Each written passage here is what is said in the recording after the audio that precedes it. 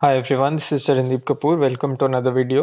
तो गाइज, इस वीडियो के अंदर हम सबसे पहले तो चार चीज़ें डिस्कस करेंगे। अपनी ट्रेड्स का अपडेट लेंगे जो हमने अभी ली थी। तो इस वीक के अंदर बहुत सारी वॉलेटिलिटी हुई थी।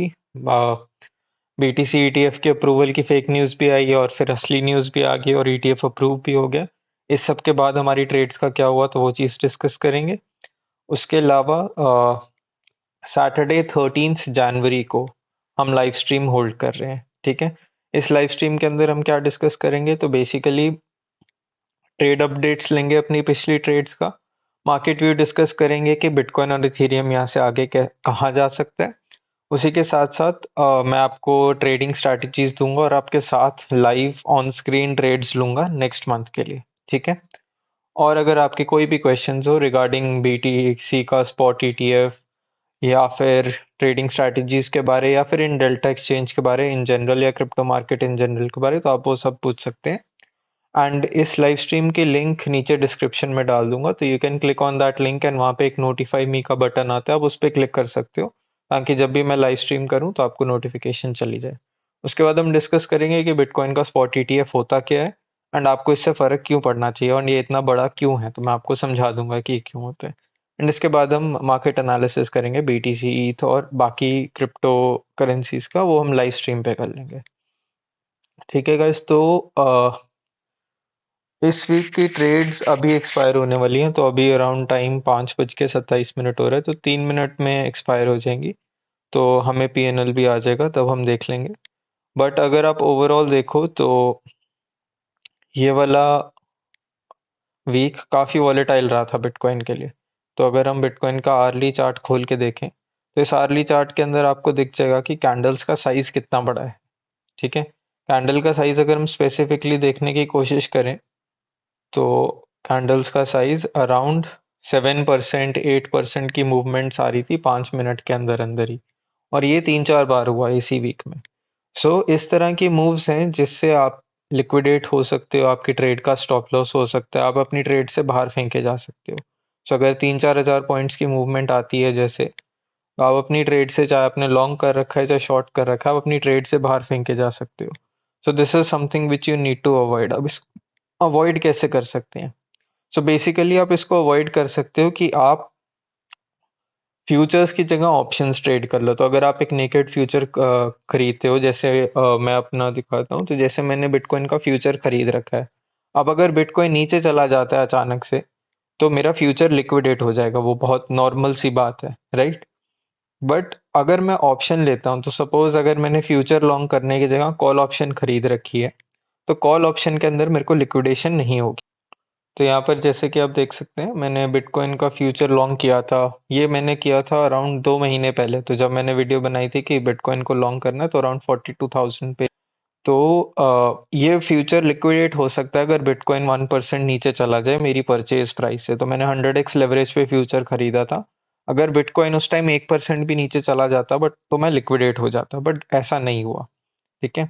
उसके अलावा अगर आप लिक्विडेशंस अवॉइड करना चाहते हैं तो आप बिटकॉइन की कॉल ऑप्शन खरीद सकते हैं। जैसे मैंने यहाँ पे कॉल ऑप्शन खरीद रखी है 45,000 स्ट्राइक की और 26 जनवरी की एक्सपायरी की। तो ये मंथली कॉल ऑप्शन है, ये कभी भी लिक्विडेट नहीं होगी। ऑल्सो अगर आपको कॉल ऑप्शन खरीदने में प्रीमियम देने में प्रॉब्लम है तो उसका सोल्यूशन क्या है? सो बेसिकली आप एक कॉल रेशियो स्प्रेड बना सकते हैं। कॉल रेशियो स्प्रेड के अंदर आप क्या कर सकते हैं कि आप एक कॉल ऑप्शन खरीद के उसके सामने दो कॉल ऑप्शंस बेच सकते हैं। इस तरह की और स्ट्रैटेजीज को हम कल लाइव सेशन के अंदर इन डेप्थ स्टडी करेंगे और ऑल्सो बीटीसी और ईथ का चार्ट भी डिस्कस करेंगे। अभी के लिए डिस्कस करते हैं ईटीएफ के बारे। तो ओके, तो एक्सपायरी अभी हो गई है एंड अराउंड 13-1400 डॉलर्स का प्रॉफिट बुक हुआ है इस वीक के अंदर। तो चलिए यहाँ आ जाते हैं। तो यहाँ पे डिस्कस करते हैं कि बीटीसी का स्पॉट ईटीएफ होता क्या है।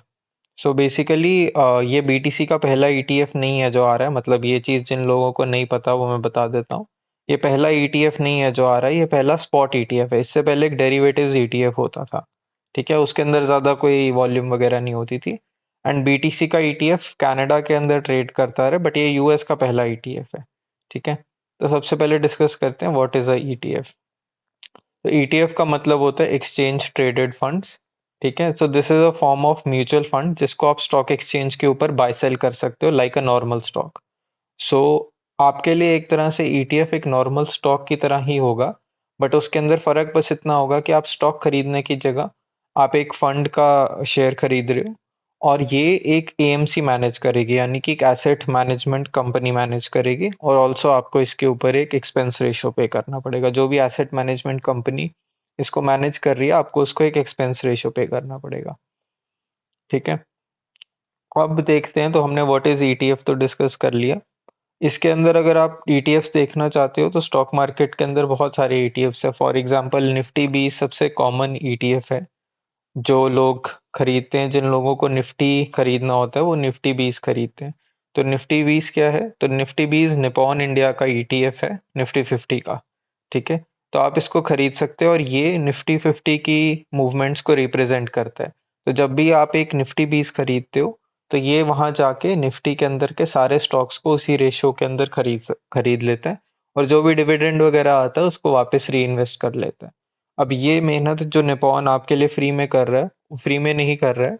उसके लिए वो आपसे एक एक्सपेंस रेशियो चार्ज करता है 0.04%।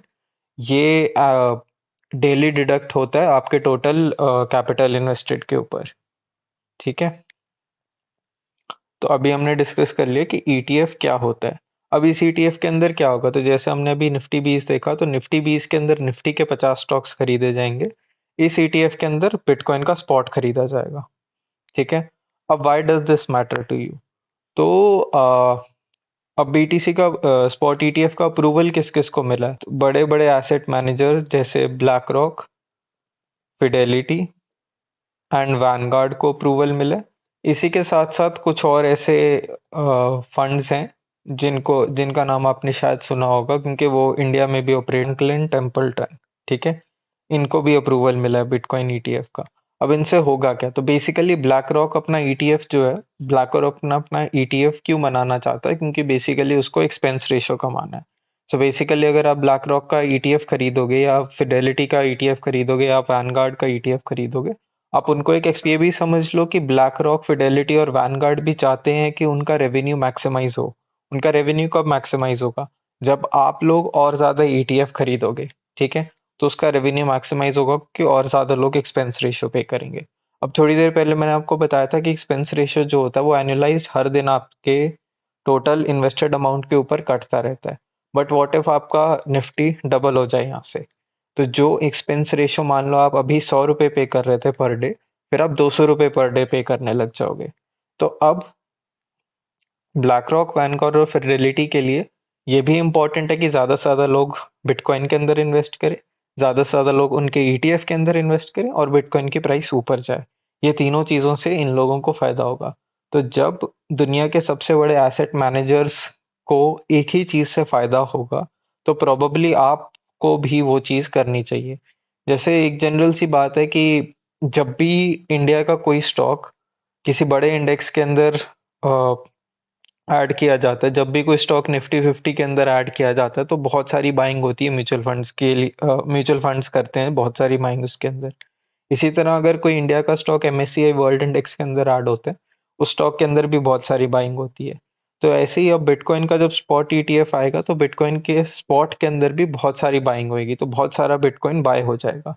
सो बेसिकली इससे ये होगा कि डिसेंट्रलाइज्ड डीफाई के ऊपर ज्यादा बिटकॉइन बचेगा नहीं, सप्लाई बहुत कम हो जाएगी और डिमांड उतनी ही रहेगी। सो ये एक बहुत इंपॉर्टेंट चीज है, why this matters to you and why bitcoin अब एक थोड़ा और नॉर्मलाइज्ड एसेट बन जाएगा। ऑल्सो एक और चीज, एक थोड़ा इमोशनल चीज भी रहेगी कि बिटकॉइन को कुछ तरह की रेगुलेटरी यस मिल गई है। सो बेसिकली क्रिप्टो करेंसीज के ऊपर अभी भी लॉस प्रॉपरली फ्रेम नहीं हुए हैं कि वो लीगल है या इलीगल है, या उसको रोकना है या नहीं रोकना है, या वो सिक्योरिटी है या नहीं है। तो अब इस तरह से थोड़ा एक सॉर्ट ऑफ रेगुलराइजेशन आ जाता है बिटकॉइन के ऊपर कि बिटकॉइन एक सिक्योरिटी नहीं है, एंड बिटकॉइन को थोड़ी सी लीगल एक्सेप्टेंस मिल रही है।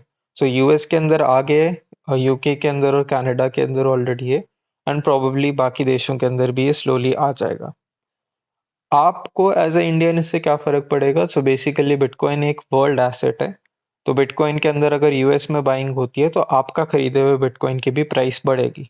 जैसे same is the case with gold, जैसे यूएस की ट्रेजरी फेड जो है गोल्ड खरीदता रहता है तो आपके गोल्ड का भी प्राइस बढ़ता है। सेम एज द केस जब यूएस बिटकॉइन खरीदेगा तो आपके बिटकॉइन का भी प्राइस बढ़ेगा। इन फ्यूचर ये भी हो सकता है कि आईसीआईसीआई या कोई और फंड हाउस बिटकॉइन के स्पॉट ईटीएफ को अपने म्यूचुअल फंड के अंदर इंक्लूड कर ले। फॉर एग्जांपल बहुत सारे इंटरनेशनल फंड्स हैं इंडिया के अंदर जो ऑपरेट करते हैं, वो अगर बिटकॉइन के स्पॉट ईटीएफ को ऐड कर लेते हैं अपने फंड के अंदर तो वो एक बहुत बड़ा प्लस पॉइंट हो जाएगा। ठीक है, यहाँ पर मैंने एक मिंट का आर्टिकल खोला है, तो इस मिंट के आर्टिकल के अकॉर्डिंगली अगर आप यहाँ पे देखें तो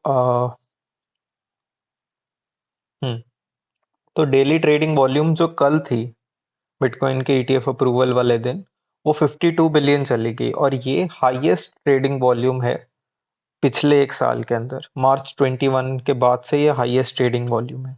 ठीक है, तो दिस शोज के a lot of people, a lot of interest is being generated on bitcoin, और बहुत लोग जो बिटकॉइन को अभी से पहले रिगार्ड नहीं करते थे, रिकॉग्नाइज नहीं करते थे, वो अब करने लग गए हैं।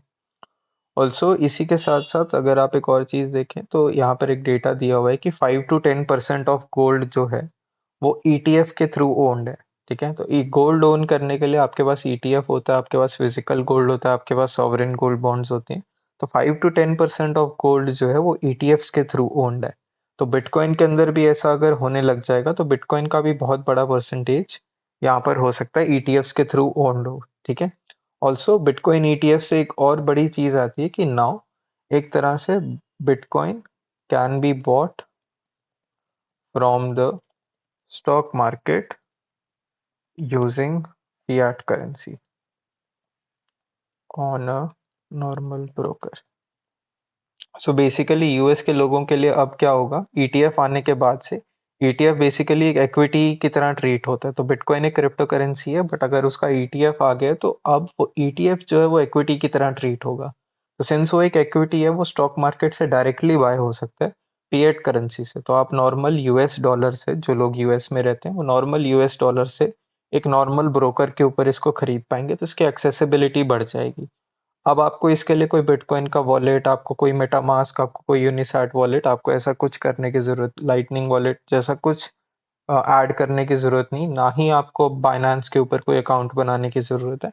आप डायरेक्टली एक नॉर्मल ब्रोकर से भी बिटकॉइन खरीद सकते हो। तो यूएस के रिटेल ऑडियंस के लिए एक्सेसिबिलिटी बढ़ जाती है बिटकॉइन की स्पॉट ईटीएफ के लिए। ठीक है guys, अगर आपको ऐसी और इंफॉर्मेशनल वीडियोस चाहिए तो वीडियो को लाइक कर दीजिए और चैनल को सब्सक्राइब कर दीजिए।